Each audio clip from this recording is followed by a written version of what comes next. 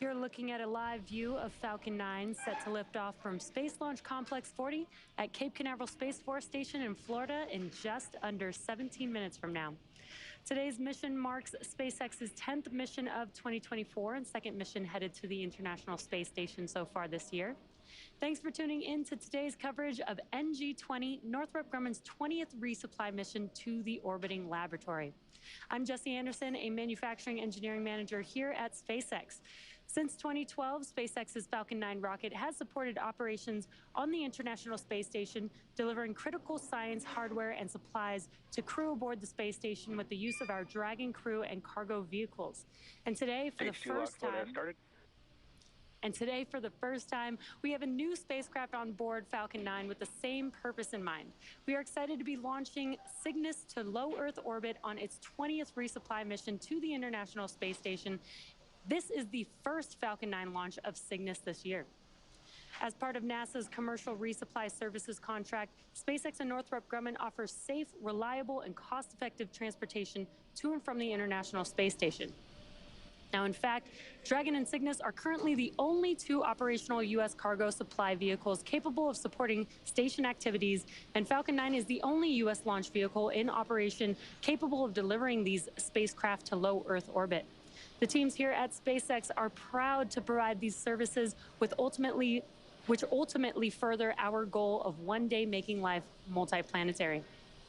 Now at T-minus 15 minutes and 30 seconds, all is looking good for an on-time launch. The vehicle and payload are healthy, the range is ready to support, and weather looks great there in Florida. As you might imagine, the crew on board the space station is preparing for their upcoming delivery. For more on those preparations, NASA's Rob Navius. Rob? Well, thank you, Jesse, and good day to everyone from Mission Control in Houston and the International Space Station Flight Control Room here at the Johnson Space Center. It's a full house aboard the International Space Station with 11 crew members representing 8 nations in support of the Axiom 3 mission. But the focus of attention today is the Falcon 9 launch of the SS Patricia Hilliard Robertson Cygnus cargo craft, Northrop Grumman's resupply vehicle that is poised to deliver 4 tons of science and supplies to the outpost. Now, a launch today for Cygnus will bring the spacecraft to the station in the wee hours Thursday, where NASA astronauts Jasmine Mogbelli and Laurel O'Hara will be poised in the cupola at the robotics workstation, ready to extend the Canadarm2 robotic arm to grapple Cygnus for its installation to the Earth-facing common berthing mechanism on the Unity module for a stay of about 6 months. Originally, Cygnus was to have spent 4 months on the station, but its stay has been extended to mid-July to accommodate stowage and potential reboost capability. So with you, Jesse, we're watching the countdown clocks ticking backward. Now back to you in Hawthorne. Awesome. Thanks, Rob. Falcon 9 is a reusable 2-stage rocket designed and manufactured by SpaceX for the reliable and safe transport of people and payloads in Earth orbit and beyond. Today marks SpaceX's 305th launch, and for those of you following along, you'll know that about 1/3 of those launches were in 2023 alone and represent 80% of the world's total mass to orbit. We are currently launching about every 3 days and are looking to launch up to 150 missions in 2024. And reusability is what makes this all possible. Starting from the bottom of the rocket, the first stage, also referred to as the booster, makes up over 60% of the entire length of the Falcon 9 vehicle. It's also the part of the vehicle that gets reused over and over. In fact, the dark set that you see around the lower part of the first stage are remnants from its previous 9 launches. This booster is a well-versed veteran launch vehicle and is set to return back to land again today. The white section above the black inner stage is the second stage. After the first and second stages separate about 2.5 minutes into flight, the second stage will ignite its MVAC engine to carry the Cygnus spacecraft to orbit. Above the second stage is the payload fairing, which is the nose cone structure at the very top of the rocket. It protects the payload, and in this case, the Cygnus spacecraft, until we reach space. Around 3 minutes into flight, once we've exited Earth's atmosphere, we will jettison the fairing halves and attempt to retrieve them once they return back down to Earth. This payload fairing was customized to accommodate late load operations on the pad, and we'll talk more about these modifications a bit later in the program. For now, let's learn a bit more about the spacecraft itself. Rob?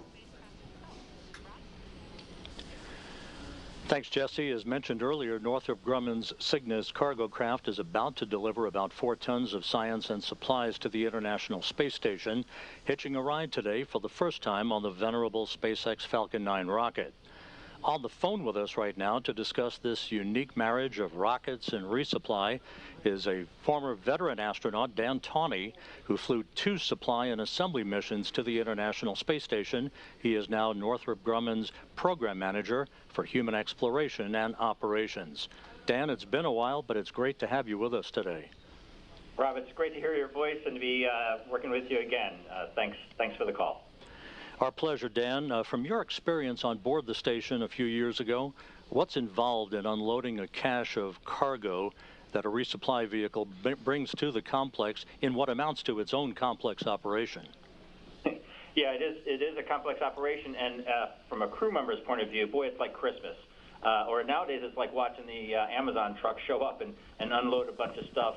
We're bringing 8,000 pounds, over 8,000 pounds of stuff to the crew, and not only is it, the scientific experiments and stuff that the space station itself needs, but it's food, it's clothes, and really, personally, to the crew, it's notes and mementos and stuff from their families and friends.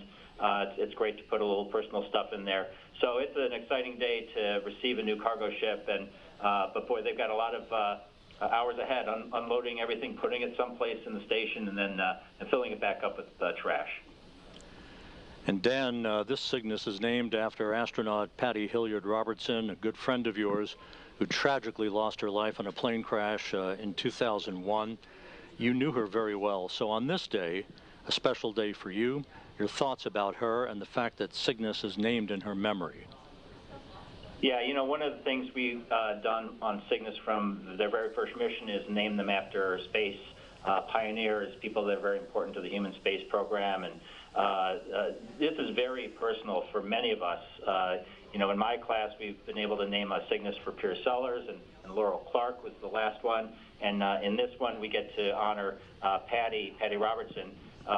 She was in the class of '98. We were in the class of '96. So we were sort of the sophomores to her freshman class, and so we got the honor of being with those guys when they were getting ready for their first 238 flight and their first sim and their first NBL run, and so got to know them very well. Patty, she lit up a room. She was so wonderful to work with.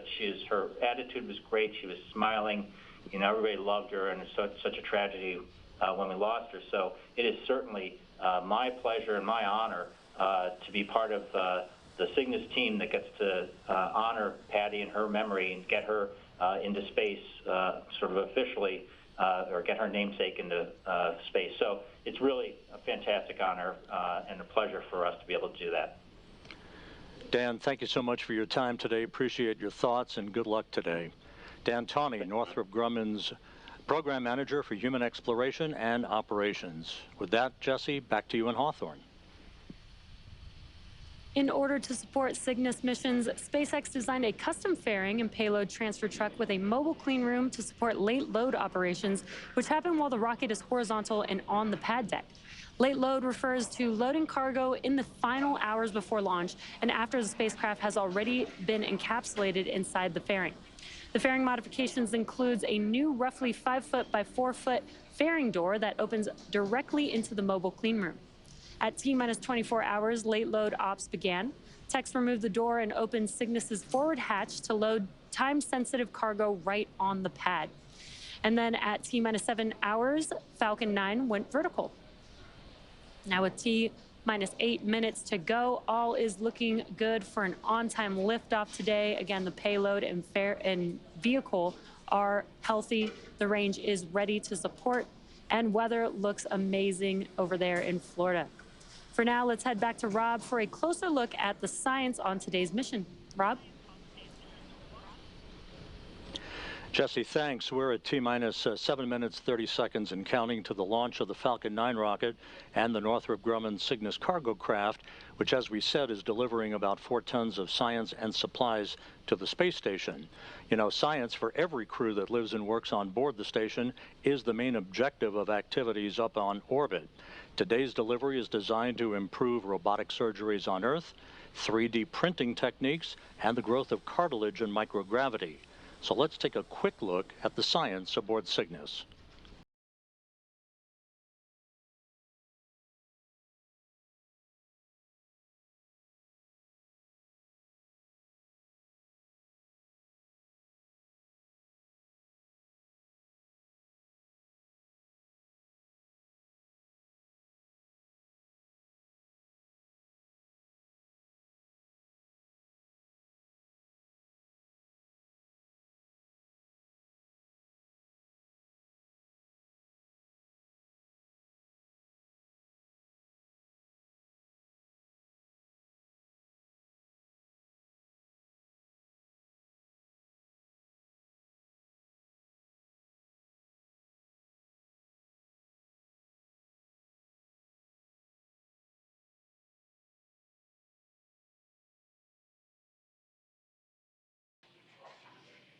It's T-minus 6 minutes and 5 seconds, and the SpaceX team is working no significant issues.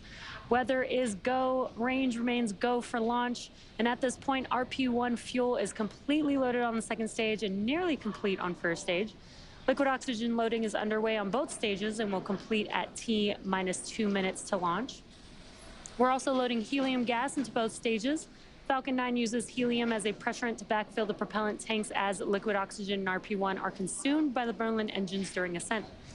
Helium load began before the broadcast went live and will continue to top off until a minute and a half before launch. Jesse, to make sure engine startup goes well, SpaceX performed what is called engine chill, where a small amount of the super chilled liquid oxygen flowed into the Merlin engine's turbo pumps. This was done to avoid a thermal shock to the propulsion system when the full flow of super chilled liquid oxygen is introduced into the Falcon 9 plumbing. Cygnus is also undergoing final vehicle health checks at this moment as it prepares to go on internal battery power, all of that being monitored by Northrop Grumman flight controllers in Dulles, Virginia. Now, the next event coming up will be the transporter erector retracting away from the vehicle. Now, the transporter erector, or the TE, is that large structural structure next to Falcon 9, which you can see there on your screen. There are some clamp arms that are around the second stage just below the fairing. Those will open up first, and once they are fully open, then the TE can recline away from the vehicle. And we did hear a call out that strong back retract is starting now. And it's a bit slow and slight, but you can see on your screen those clamp arms that I mentioned just below the fairing there are opening up. Again, in these last few minutes, Falcon 9 is performing final health checks on its primary communications, avionics, and propulsion systems in preparation for flight.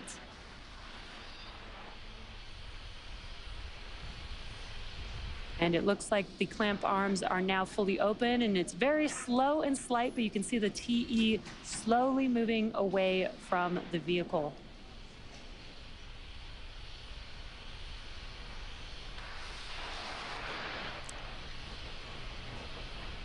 And that should conclude the TE retraction. Now, we may hear some callouts that engines are also sufficiently chilled as we get a little closer to liftoff.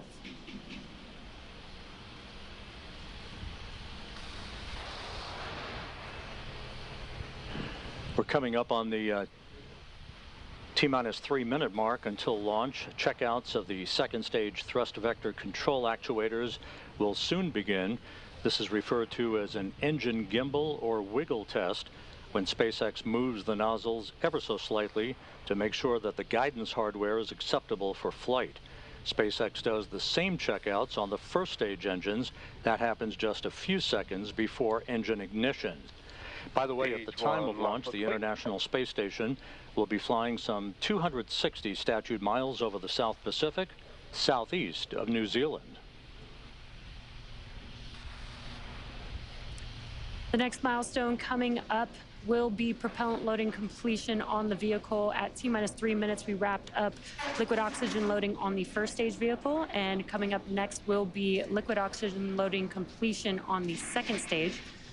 Once that happens, Falcon 9 will be fully loaded with 1 million pounds of kerosene fuel and liquid oxygen. Cygnus is also performing its final health checks to make sure that all of its primary systems are ready for its rendezvous with the space station. Just waiting for the second stage liquid oxygen loading call out.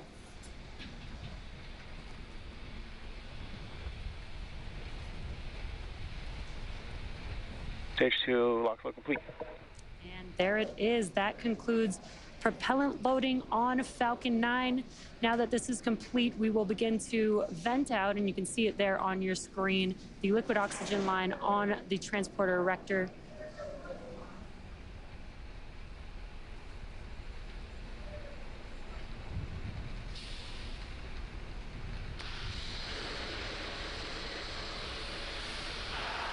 Ground gas closeout.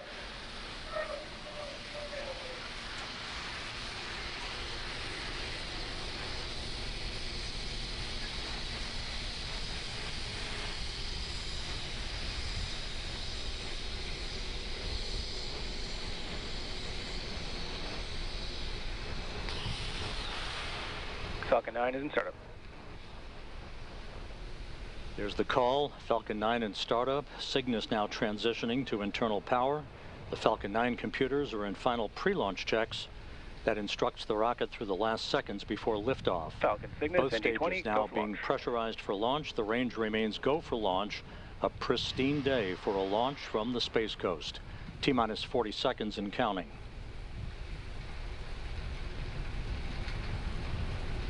30 seconds.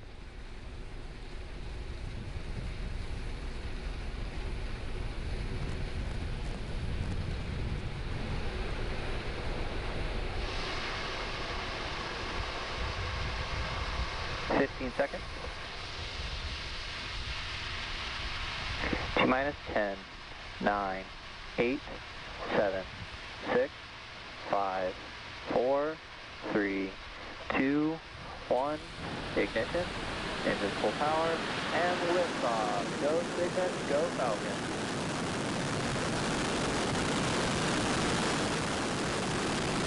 Falcon 9 and Cygnus begin their flight, taking aim on the International Space Station. Pitch and roll program are in. Falcon 9 arcing out to the northeast. MOD cheering pressure trumpet.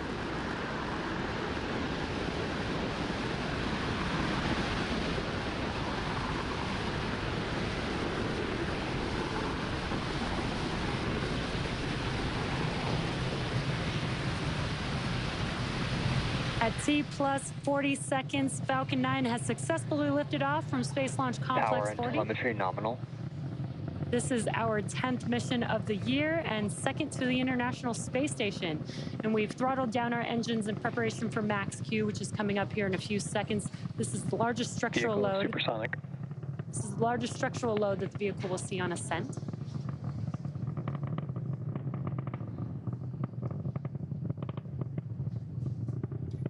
Max Q.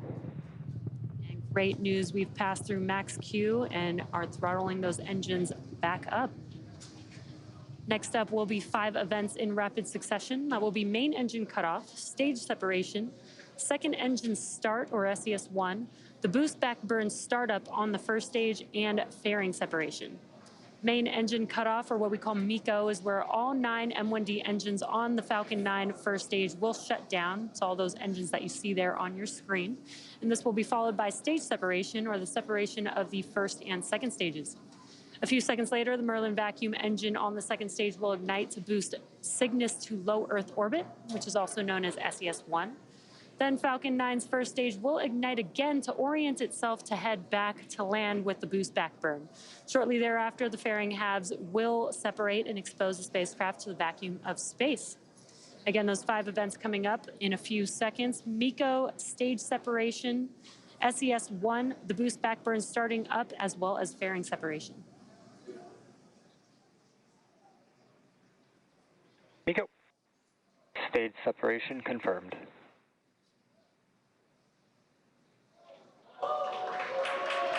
And back ignition. Stage 1 boost back startup. And there we've had MECO stage separation, the MVAC engine on the second stage ignited, as well as the boost back burn starting up on the first stage vehicle.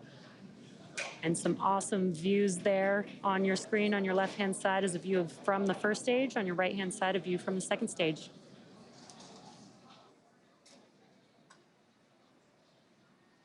Fairing separation confirmed.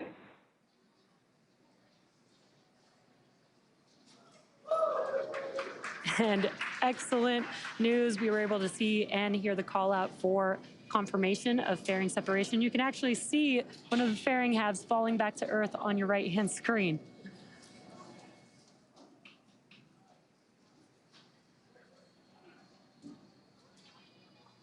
Stage 1 boost back shutdown.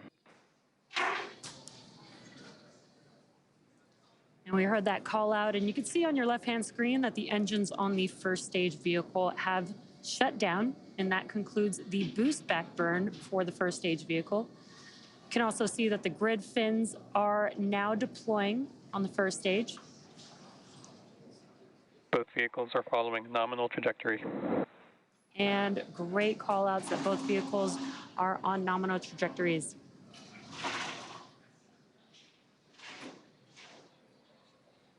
Some awesome views on your screen. Again, on your left-hand side is a view from the first stage.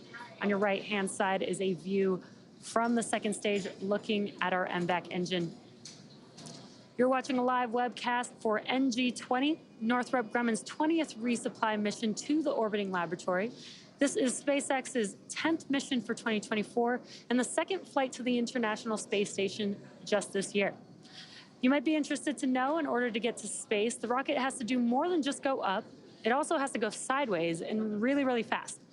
At liftoff, gravity is pulling straight down on the vehicle. As we ascend, we tilt the engines, and the technical term for that is called gimbaling, and that turns the rocket horizontally.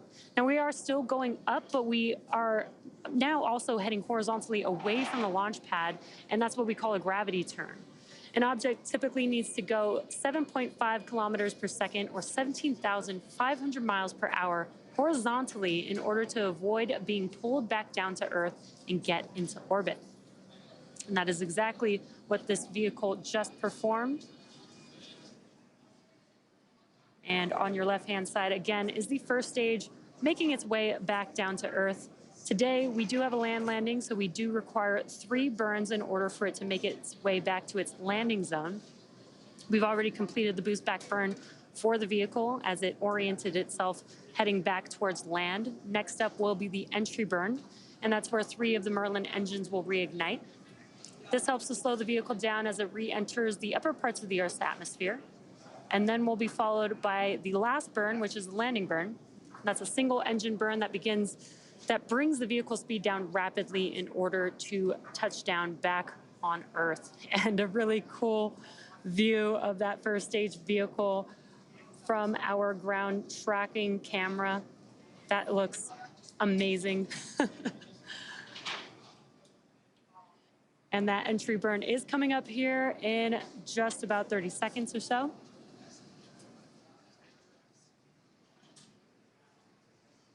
Views look amazing today. Again, you can see on your left-hand screen the view of Earth in the background of the first stage as it's coming back down to Earth to land on our landing zone. Right-hand screen, again, is of the second stage looking aft at our MVAC engine.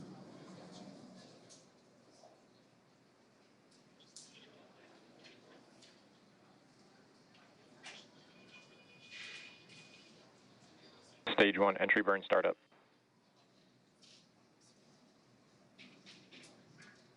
We just heard that call out, and you can see on your left-hand screen that the engines on the first stage vehicle have reignited. It's just about a 17-second burn. Stage 1 entry burn shutdown. And Stage awesome, 1 FTS has saved. awesome tracking view of our first stage vehicle. As you can see that the entry burn has concluded. And the first stage vehicle continues to make its way back down to Earth. Both vehicles continuing on a nominal trajectory. And this is an incredible view that we are getting of the first stage vehicle heading back to land. Right now it's using its 4 grid fins to guide Stage 1 transonic. the vehicle during its descent. And this is amazing. You can see those 4 grid fins deployed. What a view that we have. Stage 1 landing burn. And you can see that the landing burn has begun for the vehicle. Let's watch as Falcon 9 touches back down on land.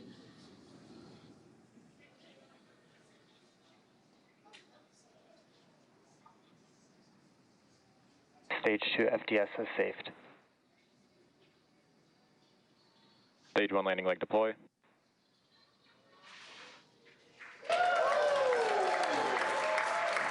Stage 1 landing confirmed. What a sight to see. Falcon has touched down. This booster just completed its 10th flight and the 268th successful landing of an orbital class rocket, including both Falcon 9 and Falcon Heavy boosters. That was such an incredible view to watch. Now, next up is SECO for the second stage. That's where we will shut down this MVAC engine. Nominal orbit insertion. And great news, we heard that call out for SECO 1 as well as confirmation of good orbit.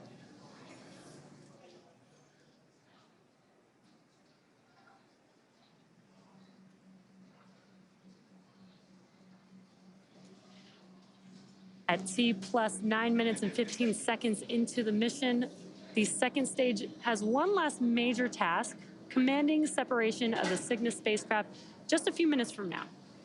For those of you just tuning in, you're watching a live webcast for NG-20, Northrop Grumman's 20th resupply mission to the International Space Station. This is SpaceX's 10th mission for 2024 and second flight to the International Space Station this year. And for those of you following along, you'll know that Cygnus will be joining 2 SpaceX Dragon spacecraft that are already docked at station as part of the Crew 7 and Axiom 3 missions. Crew 7 docked with the space station in August of last year, and Axiom 3 arrived earlier this month on January 20th. We are getting some incredible views. Again, what you're seeing on your screen is a view from the second stage looking aft at our MVAC engine. And you can see today that we are flying a shorter nozzle.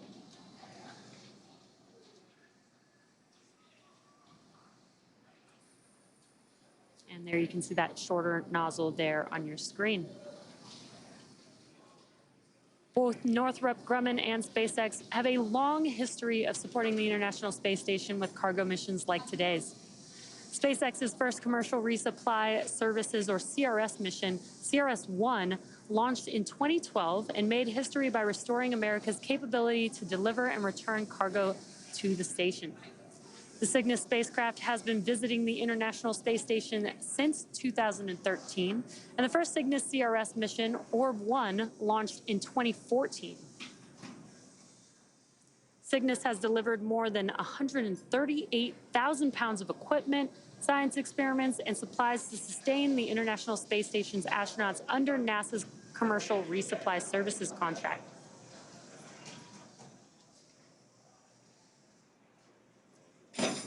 The most recent cargo resupply mission was SpaceX's CRS-29, and that was at the end of 2023, delivering more than 6,500 pounds of scientific research, crew supplies, and hardware to the orbiting laboratory. And today, Dragon is the only spacecraft currently flying that is capable of returning significant amounts of cargo back down to Earth. The CRS partnership has helped build a strong American commercial space industry that will soon take us to destinations beyond low Earth orbit. Now, in fact, these missions provide critical learnings that will help us develop a human presence on the Moon and Mars, which will require a steady supply of cargo missions to grow and thrive. Again, if you're just now tuning in, we've had an on-time liftoff from Cape Canaveral at 12:07 p.m. Eastern Time. We had a good stage separation. Falcon 9's first stage returned back to land and touched down for landing. Now, right now, what you're seeing on your screen is a view from the second stage vehicle looking after the MVAC engine, but the Cygnus spacecraft is still attached. And we are just waiting for Cygnus separation from the second stage in just about a couple minutes from now.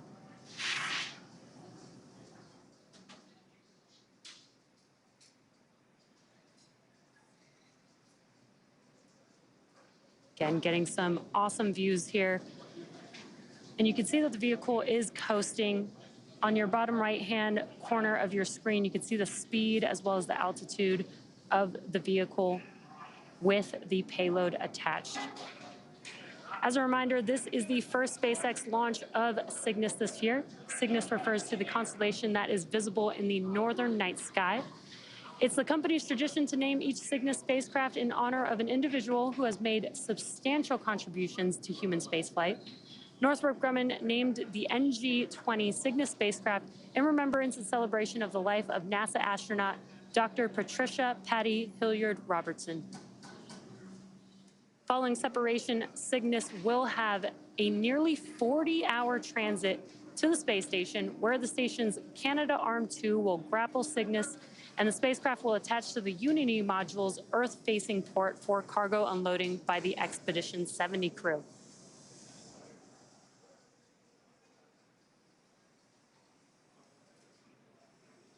If you're just now joining us, you are watching the NG-20 mission carrying the Cygnus spacecraft currently attached to our Falcon 9 second stage, awaiting separation in just about under 30 seconds from now.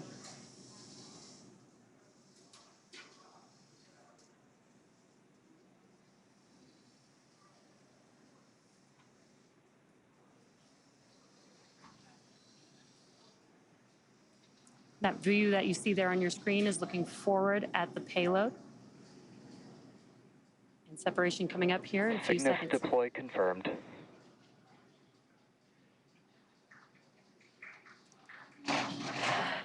And an incredible view. You can see the Cygnus spacecraft drifting away from Falcon 9's second stage, confirming successful spacecraft separation. The Cygnus spacecraft is now on its way to the International Space Station, expected to arrive in just under 40 hours at 3:20 a.m. Central Time. And that's going to wrap it up for me here in Hawthorne. Be sure to check out spacex.com/launches for a schedule of our upcoming missions. In the meantime, Rob, what's next for Cygnus? Jesse, thanks very much. Great ride into orbit for Cygnus, and I must tell you that the flight controllers here in the International Space Station Flight Control Room were simply mesmerized by that great video of the first stage landing following its job to deliver Cygnus on its way to orbit. Joining me now on the phone here in Mission Control in Houston is Jeff Arend, the manager for the Systems and Integration Office for the International Space Station program. Jeff, welcome in with us today. Yeah, Rob, thanks for having me. Yeah, it's always good to talk with you. Jeff, a pretty significant day. How significant for the program was today's launch as SpaceX and Northrop Grumman collaborated to send Cygnus on its way to the station? Yeah, I guess I'd start by kind of echoing what you just said, that both of our commercial partners, but for cargo and science delivery, as you said, Northrop Grumman and SpaceX, you know, they've each done an amazing job in all aspects of the service that they provide ISS. And as you kind of alluded to, they've stepped up their game even more this time around with the basically a seamless arrangement to launch Cygnus for the first time on a Falcon 9. So yeah, I can't say enough there. And as you know, the plan going forward is to continue this arrangement for at least a couple more Cygnus flights. And given the overall importance of cargo and science to our mission, you know, the significance of this partnership can't be emphasized enough. It's really hats off to these guys. Jeff, if you would, pretty busy up on the station, 11 crew members, 8 nations being represented in the midst of Axiom 3. So over the next 48 hours, outline for us the upcoming activities for the crew on board as they prepare for Cygnus's arrival Thursday. Yeah, happy to. I'm actually going to start a little bit earlier because it's good to remind folks that because this is a vehicle that we capture with the SSRMS, there is some study time and training time that the onboard crew goes through actually in the week leading up to this event. So Laurel and Jaws have been doing some work together, and they actually get some hands-on activity with the actual arm. We actually back away from a grapple fixture and then reapproach the grapple fixture, similar to what they'll do for a capture. So they get a feel for how the arm actually performs in orbit. They also have to do a little house cleaning. There's, the port that Cygnus is going to usually has stowage in front of it, so they need to clear the port both for hatch opening and entering the Cygnus. And the other thing that serves for is we install a camera, an alignment camera that the crew will then check out, and it actually looks out the Node 1 hatch window, and that helps the ground team to actually, with their alignment, when they actually berth the Cygnus to Node 1 nadir. And then the final thing is tomorrow morning, actually before the actual Cygnus comes to station, they'll set up the robotics workstation that they use. They use that for monitoring Cygnus as it approaches ISS. They use it to ensure that the vehicle stays within the expected corridor and remains safe. And then, of course, they perform the capture operations of Cygnus when it gets to what we call its capture point. So, they got a lot on their plate, but it starts even before the week before the actual launch of the vehicle. Jeff, thanks very much. We appreciate your time today, as always. Yep. Thank you, Rob. Appreciate it. Jeff Aaron, the manager for the Systems and Integration Office for the International Space Station program. Next up will be the deployment of Cygnus's solar arrays, scheduled to begin around an hour and 40 minutes from now. That critical milestone will take about 30 minutes to complete, and once the arrays are deployed, we'll provide an update on the station blog with the latest news. From this point on, Northrop Grumman flight controllers at their Mission Operations Center in Dulles, Virginia, will be monitoring Cygnus's flight to the International Space Station, along with flight controllers here in Houston. They'll work in tandem early Thursday as Cygnus arrives in the neighborhood of the orbital outpost. With that, we're going to wrap up our coverage of the launch of Northrop Grumman's 20th Commercial Resupply Services mission. Cygnus now on course to be captured at about 3:20 a.m. Central Time, 4:20 a.m. Eastern Time Thursday morning. Live coverage of rendezvous and capture will begin at 1:45 a.m. Central Time, 2:45 a.m. Eastern Time, followed by coverage of Cygnus's installation to the station at 4:45 a.m. Central, 5:45 a.m. Eastern Time. In the meantime, you can learn even more about this mission on the web at nasa.gov/commercial resupply.